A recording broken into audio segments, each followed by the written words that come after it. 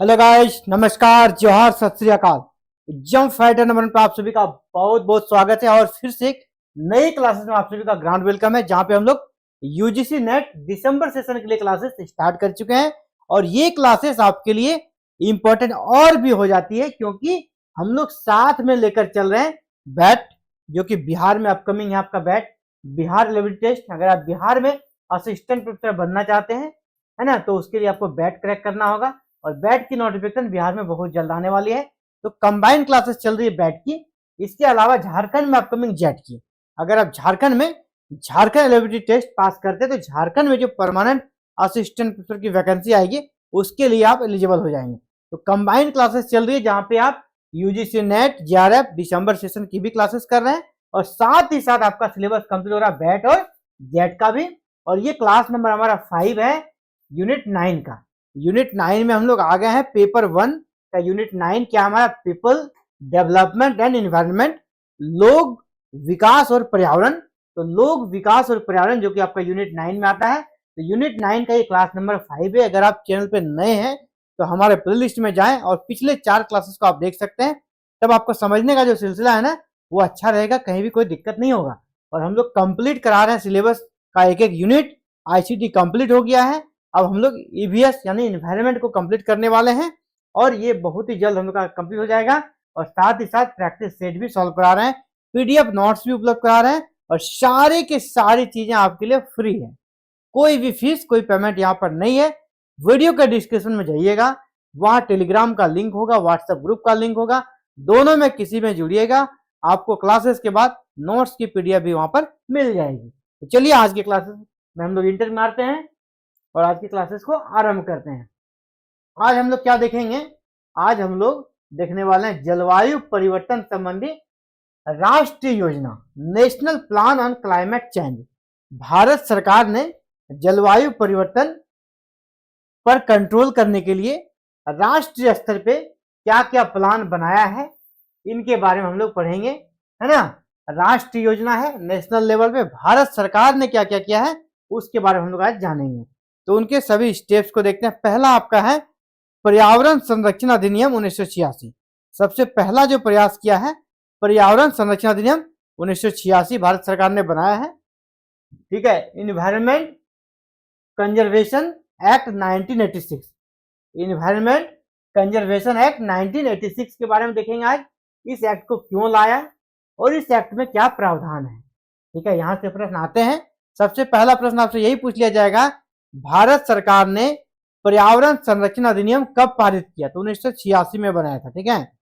तो 5 जून 1972 को एक घटना घटी थी पूरे वैश्विक स्तर पे, इंटरनेशनल लेवल पे। 5 जून 1972, 5 जून क्या है हमारा? विश्व पर्यावरण दिवस। तो ये विश्व पर्यावरण दिवस के उपलक्ष्य पर 1972 में संयुक्त राष्ट्र, है ना, संयुक्त राष्ट्र यूएनओ का प्रथम मानव पर्यावरण सम्मेलन, मानव पर्यावरण सम्मेलन कहाँ हुआ?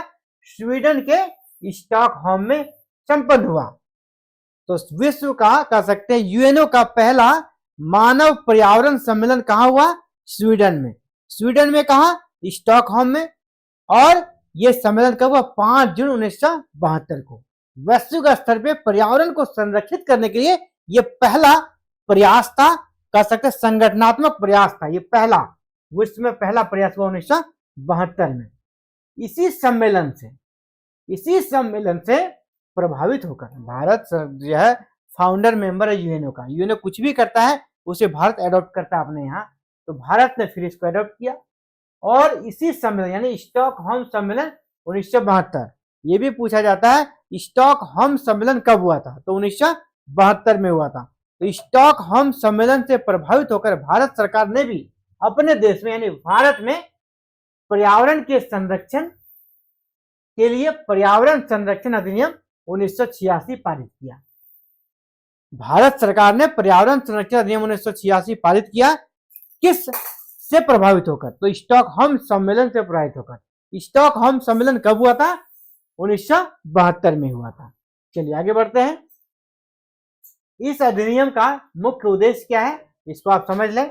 इस अधिनियम का मुख्य उद्देश्य पर्यावरण में जो हानिकारक रसायन है, पर्यावरण में जो हानिकारक रसायन मिल गए हैं औद्योगिकरण के कारण की अधिकता को नियंत्रित करना और पारिस्थितिकी तंत्र को प्रदूषण मुक्त रखने का प्रयास करना।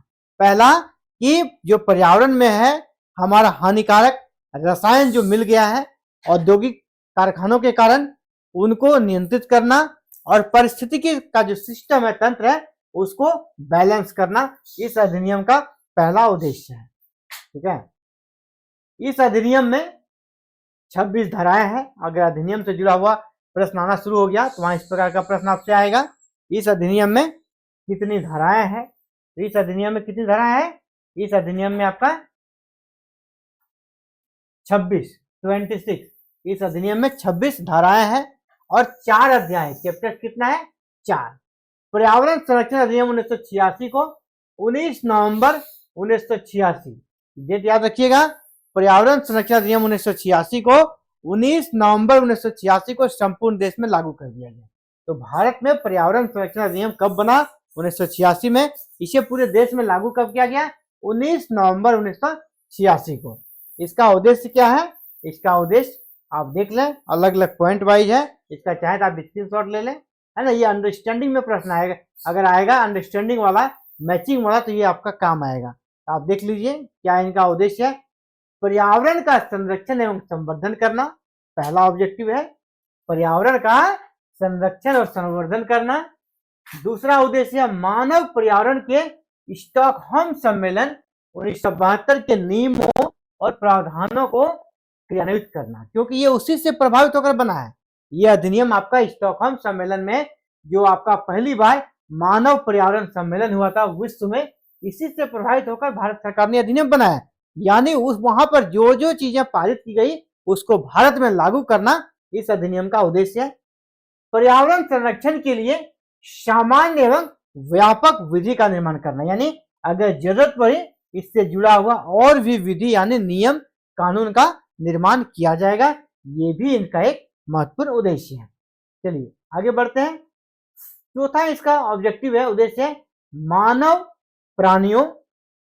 प्राणियों जीवों व पादप जाति को संकट से संरक्षित करना या बचाना। उसको बचाने का क्या उपाय है कि हम लोग पर्यावरण को अच्छा रखेंगे तो उनका कह सकते हैं कि उनको हम सुरक्षित रख सकते हैं। मानव प्राणी जीव और पादप का संरक्षण यानी पेड़ पौधों का संरक्षण करने का उपाय करना। विद्यमान कानूनों, जो कानून अभी हमारे देश में चल रहा है पर्यावरण से जुड़ा हुआ, विद्यमान कानूनों एवं नियमों के अंतर्गत पर्यावरण संरक्षण प्राधिकरणों का गठन करना, यानी जो नियम हम बना दिए हैं इसको लागू करने के लिए जो भी अथॉरिटी का गठन करना होगा, है ना, उसका गठन करना, उसके क्रियाकलापों के भी समन्वय स्थापित करना। ये नहीं कि सिर्फ गठन कर दिए, अब इससे जुड़ा हुआ जितना भी संगठन है, जितना भी ऑर्गेनाइजेशन बनेगा उसको आपस में कर सकते दोनों के बीच समन्वय स्थापित हो, इस प्रकार का प्रयास करना। आगे है आपका मानवीय पर्यावरण सुरक्षा एवं स्वास्थ्य को खतरा उत्पन्न करने या पहुंचाने वालों के लिए दंड का प्रावधान करना। इसके अलावा यहाँ पर और क्या प्रावधान है? दंड का। इसके अलावा यहाँ पर और क्या प्रावधान है? दंड का। ठीक है, दंड का भी यहाँ पर प्रावधान है। अगर कोई उल्लंघन करता है उसको यहाँ पर दंडित भी किया जाएगा। ठीक है, कोई अगर उल्लंघन करता है उसको दंडित करने का भी प्रयास किया जाएगा। ये भी इस अधिनियम का महत्वपूर्ण उद्देश्य है। इस अधिनियम के बारे में और एक बहुत ही खास बात है, वो जान लें कि पहली बार व्यक्तिगत रूप से नागरिकों को इस कानून का उल्लंघन करने वाली फैक्ट्रियों के खिलाफ कार्रवाई करने का अधिकार प्रदान किया गया है। अगर कोई फैक्ट्री आपके यहाँ लगता है और वो मानकों का उल्लंघन करती है और आपके इलाके में प्रदूषण फैल रहा है तो आप केस कर सकते हैं जाकर, है ना। लोगों को यह अधिकार दिया है इस अधिनियम में, आप खुद जाकर कोर्ट में केस कर सकते हैं उस कंपनी के खिलाफ। और आए दिन इस प्रकार के बहुत जो सोशल एक्टिविस्ट होते हैं वो केस करते हैं, है ना, और वो देखिएगा मीडिया में हाईलाइट हो जाते हैं और बड़े पॉपुलर होने के बाद फिर राजनीति में चले जाते हैं। इंडिया में तो यही होता है, ज्यादा पॉपुलर अगर कोई हो गया तो राजनीति में आ जाता है। तो वही हाल होता है, आप भी कर सकते हैं इस प्रकार के केस। कोई मान ली कि आप अंबानी कोई प्लांट लगाया, अगर उससे पोल्यूशन फैल रहा है आप खुद कोर्ट जा सकते हैं, आपको राइट मिला है इस एक्ट के तहत। अगला है राष्ट्रीय कार्य योजना। सरकार की जो दूसरा प्रयास है, पहला तो एक्ट बनाया, दूसरा उसने बनाया राष्ट्रीय कार्य योजना, नेशनल एक्शन प्लान 2008 राष्ट्रीय कार्य योजना 2008 बनाया। वर्ष 2008 में भारत में जलवायु परिवर्तन हेतु राष्ट्रीय कार्य योजना national action plan on climate change, जिसको शॉर्ट में बोलते हैं एनएपीसीसी को अपनाया गया। तो ये कब अपनाया गया? एनएपीसीसी को 2008 में अपनाया गया। इसका पूरा फुल फॉर्म क्या होता है? National action plan on climate change. ये भी प्रश्न आपसे पूछा जाएगा। सबसे पहले राष्ट्रीय कार्य योजना को कब अपनाया गया? 2008 में। राष्ट्रीय कार्य योजना को कह सकते इंग्लिश में यहाँ पे लिखा हुआ है एनएपीसीसी, है ना। एनएपीसीसी का फुल फॉर्म क्या होता है? तो ये आपको national action plan on climate change हो गया इसका पूरा फुल फॉर्म। यहां से 2 प्रश्न बन जाएगा आपका। आगे बढ़ते हैं। इसका उद्देश्य क्या है? जलवायु परिवर्तन के संदर्भ में सतत विकास हेतु लक्ष्य प्राप्त करना। जलवायु परिवर्तन से निजात पाने के लिए जो अभी डेवलपमेंट करना है, किस प्रकार? सस्टेनेबल डेवलपमेंट, सतत विकास। तो उस लक्ष्य को हम लोग प्राप्त करेंगे। इसका ये उद्देश्य है कि हम लोग सस्टेनेबल डेवलपमेंट की ओर बढ़ेंगे। और सस्टेनेबल डेवलपमेंट हमें कहां से आएगा? हम सोलर सिस्टम की ओर जाएंगे। ठीक है। इस प्रकार के एनर्जी को का प्रयोग करेंगे कि ऊर्जा दक्षता, यानी कह सकते कम हमारा कह सकते कि एनर्जी का खपत होगा और आउटपुट ज्यादा मिलेगा। इस प्रकार ऊर्जा दक्षता की ओर जाना है। टिकाऊ कृषि, आवास, जल और हिमालय पारिस्थितिकीय तंत्र, वन आवरण में वृद्धि एवं जलवायु परिवर्तन संबंधी रणनीतिक ज्ञान को चुना गया। इस योजना के आधार के रूप में क्या क्या चुना गया? कि सोलर सिस्टम की ओर जाएंगे, ऊर्जा यानी एनर्जी को खर्च करने की जो दक्षता है हमारे अंदर उसको बढ़ाएंगे, टिकाऊ कृषि और आवास की ओर कदम उठाना है, जल और पारिस्थितिकीय तंत्र और वनावरण में वृद्धि करना है ना। वनों का जो आवरण है यानी वन का जो प्रतिशत है उसमें हमें वृद्धि करना है, यानी पेड़ पौधे लगाना है। तीसरा जो प्रयास किया भारत सरकार ने वो आपका राष्ट्रीय सौर मिशन, नेशनल सोलर सिस्टम। राष्ट्रीय सौर मिशन, नेशनल सोलर सिस्टम जो बनाया है वो मिशन इन्होंने लगाया है। अब इस दिशा में कौन सा मिशन है? National solar mission 2010। National solar mission 2010। तो आपसे ये भी प्रश्न आएगा पहला, नेशनल सोलर मिशन कब लागू किया गया? तो 2010 में। इसका उद्देश्य क्या है? राष्ट्रीय सौर ऊर्जा के अंतर्गत सौर ऊर्जा की भागीदारी बढ़ाना, कि हम लोग जो एनर्जी का खपत करते हैं ना वहां पे सौर ऊर्जा की भागीदारी हमें बढ़ाना है। सौर ऊर्जा की भागीदारी हमें बढ़ाना है कि हम हमारे यहाँ जो भी इलेक्ट्रिसिटी प्रोड्यूस होगा हम ज्यादा से ज्यादा उसमें सोलर एनर्जी की भागीदारी को बढ़ाएंगे और हम परमाणु ऊर्जा, पवन ऊर्जा, बायोमास ऊर्जा जैसे पुनर्विकरणीय यानी रेन्यूएबल एनर्जी के सोर्सेस पर ध्यान देंगे। ठीक है। हम लोग ज्यादा किस पर ध्यान देंगे? रेन्यूएबल एनर्जी सोर्सेस पे, ताकि उससे फिर से हम लोग रिन्यू कर सकें और उसका खपत नहीं हो और फिर से आने वाली जो पीढ़ी है उसके लिए भी वो बचा रहे। ठीक है। जैसे हम अगर सोलर एनर्जी की ओर बढ़ेंगे ये जल्दी खत्म नहीं होने वाला है। परमाणु एनर्जी की ओर बढ़ेंगे ये भी खत्म नहीं होगा। बायोमास हो गया जो अवशिष्ट बनाते हैं हम लोग, है ना, ये सभी क्या रिन्यूएबल एनर्जी है। तो हमें इस ओर ध्यान देना है। सोलर एनर्जी से हमें उसको उत्पादन क्षमता को बढ़ाना है ही, इसके साथ ही अलग जो भी रिन्यूएबल एनर्जी के सोर्सेस हैं उस पर भी हमें ध्यान देना है। इस मिशन में 2020 तक, इस मिशन का जो टारगेट है 2020 तक आपका 2020 पार हो गया। उस समय यहाँ पर इनका लक्ष्य था कि 2020 तक देश में 20,000 मेगावाट सौर बिजली क्षमता स्थापित करना, यानी 2020 तक इनका टारगेट क्या था कि देश में सोलर सिस्टम से 20,000 मेगावाट बिजली का उत्पादन हो। ठीक है, 20,000 मेगावाट बिजली का उत्पादन हो। इस मिशन को जवाहरलाल नेहरू राष्ट्रीय सौर मिशन योजना भी कहा जाता है।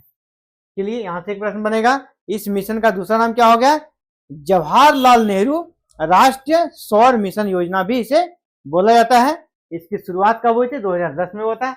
इसको हमने स्टार्टिंग में कर दिया है ना। राष्ट्रीय solar mission, national solar mission के बारे में हम जान लिए। अब हम लोग अगला देखेंगे, राष्ट्रीय green India mission 2014, national green India mission 2014 की ओर देख रहे हैं। ये चौथा प्रयास है, भारत सरकार का ये चौथा प्रयास है। National green India mission, national green India mission. अब इसके बारे में थोड़ा जान लें।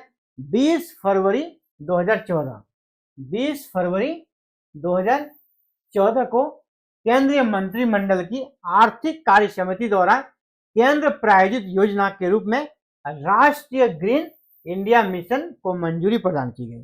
तो राष्ट्रीय ग्रीन इंडिया मिशन को मंजूरी कब मिली? 20 फरवरी 2014 को। याद रखिएगा। इसका भी लक्ष्य क्या है? इसके लक्ष्य की ओर बढ़ते हैं। इसका लक्ष्य भारत के घटते वन क्षेत्र का संरक्षण और पुनर्नवीकरण करना है, वन क्षेत्र में वृद्धि करना है। तो इनका दूसरा लक्ष्य हो गया वन क्षेत्र में वृद्धि करना है ना, वन क्षेत्र में वृद्धि करना है। राष्ट्रीय ग्रीन इंडिया मिशन की क्रियान्वयन अवधि 10 वर्ष निर्धारित की गई, यानी अभी 2024 है ना, इसी महीने 2024 तक ये इनका क्रियान्वयन होना है, लेकिन बाद में इसका एक्सटेंशन होगा, निश्चित है एक्सटेंशन होगा। 2014 में ये स्टार्ट हुआ था, 10 वर्ष के लिए बना था। अभी 2024 इनका कह सकते हैं कि अंत की ओर ये आ चुकी है, लेकिन जिस प्रकार की अभी जरूरतें बढ़ रही है इनका एक्सटेंशन होना तय है। इस योजना में जो भागीदारी होती है केंद्र और राज्यों की, उसको आप जान लें। ये एक सेंट्रल योजना है। योजना कहाँ का है? सेंट्रल गवर्नमेंट का। तो सेंट्रल गवर्नमेंट इसमें ज्यादा पैसा देती है और स्टेट को मामूली तौर पर कुछ देना पड़ता है। पूर्वोत्तर राज्यों की बात करें, जो राज्य पूर्वोत्तर में है, जिसको 7 बहनें हम लोग कहते हैं ना, अरुणाचल प्रदेश हो गया, असम हो गया, मिजोरम हो गया, मेघालय हो गया, उन राज्यों के लिए, यानी पूर्वोत्तर राज्यों के लिए ना, पूर्वोत्तर राज्यों के लिए जो 7 राज्य पूर्वोत्तर में, उनके लिए इस योजना में 90% हमारा सेंट्रल गवर्नमेंट देती है। इस योजना के लिए 90% कौन देती है? केंद्र सरकार, और 10% ही उन राज्यों को देना होता है। बाकी जो शेष सभी राज्य, यानी पूर्वोत्तर के 7 राज्यों को छोड़कर इंडिया में जितने भी राज्य हैं, वहां पर इसका रेशियो क्या है? 75 आपका सेंट्रल का, 75 हो गया सेंट्रल गवर्नमेंट का, और 25 हो गया आपका स्टेट का। स्टेट कितना देगा? 25, और सेंटर कितना देगा? 75। तो ये अलग, जो शेष राज्य है उनके लिए अलग है, और जो पूर्वोत्तर के राज्य है उनके लिए अलग व्यवस्था है। ठीक है। ये भी प्रश्न आता है कि जो आपका भारत सरकार ने जो आप योजना चलाई है राष्ट्रीय ग्रीन इंडिया मिशन, इसमें राज्यों की भागीदारी कितना प्रतिशत रहता है योजना में? अगर पूर्वोत्तर डिफाइन कर देगा तो वहां 10%, अगर डिफाइन नहीं किया होगा तो समझिए 25%। ठीक है। ये भारत सरकार, ये सारी योजनाएं चलती है। भारत सरकार ने ये स्टेप्स उठाए हैं हमारे, कह सकते हैं, जो पर्यावरण को संरक्षित करने के लिए। अब अगले क्लास में हम लोग देखेंगे वर्ल्ड लेवल पे इससे रिगार्डिंग कौन कौन से अभी तक सम्मेलन हुए हैं, और भारत जिसमें भागीदार रहा, उन सम्मेलनों के बारे में अगले क्लास में हम लोग देखेंगे, है ना। जैसे क्योटो प्रोटोकॉल आपने नाम सुना होगा, इसी प्रकार जितने भी सम्मेलन हुए हैं पर्यावरण से जुड़े हुए, वहां से प्रश्न बनेंगे, उन सभी को हम लोग एक एक करके कंप्लीट करेंगे। ठीक है। चलिए आज के क्लास में इतना ही, और जल्द ही कल फिर मिलते हैं आप सभी से एक नए क्लासेस में। और अभी हमारा पीपल इन्वायरमेंट और कह सकते हैं ये डेवलपमेंट का क्लास चल रहा है, लोक विकास और पर्यावरण का क्लास चल रहा है, और ये क्लासेस स्टिल आपका एग्जाम तक चलेगी, जब तक आपका यूजीसी नेट दिसंबर सेशन का एग्जाम नहीं हो जाता है। और सिर्फ क्लासेस ही नहीं चल रही, आपको नोट्स भी हम दिला रहे हैं, है ना। नोट्स भी आपको देने का प्रयास है, और बेहतर तैयारी आपको हो रही है, और सारी चीजें बिल्कुल फ्री में है। अगर आप भी चाहते हैं प्रिपरेशन करना, तो बस चैनल को सब्सक्राइब कर लेना है, बेल आइकन को प्रेस करके ऑल बटन को क्लिक कर लें, ताकि एवरी डे जब क्लासेस की वीडियो अपलोड करूं तो आपको नोटिफिकेशन जाए। और ये क्लासेस की टाइमिंग क्या है? Every day night 8 PM classes की वीडियो चैनल पे कब मिलेगी? एवरी डे नाइट को 8 PM को मिल जाएगी। ठीक है। चलिए इस वीडियो में इतना ही। जय हिंद, जय भारत।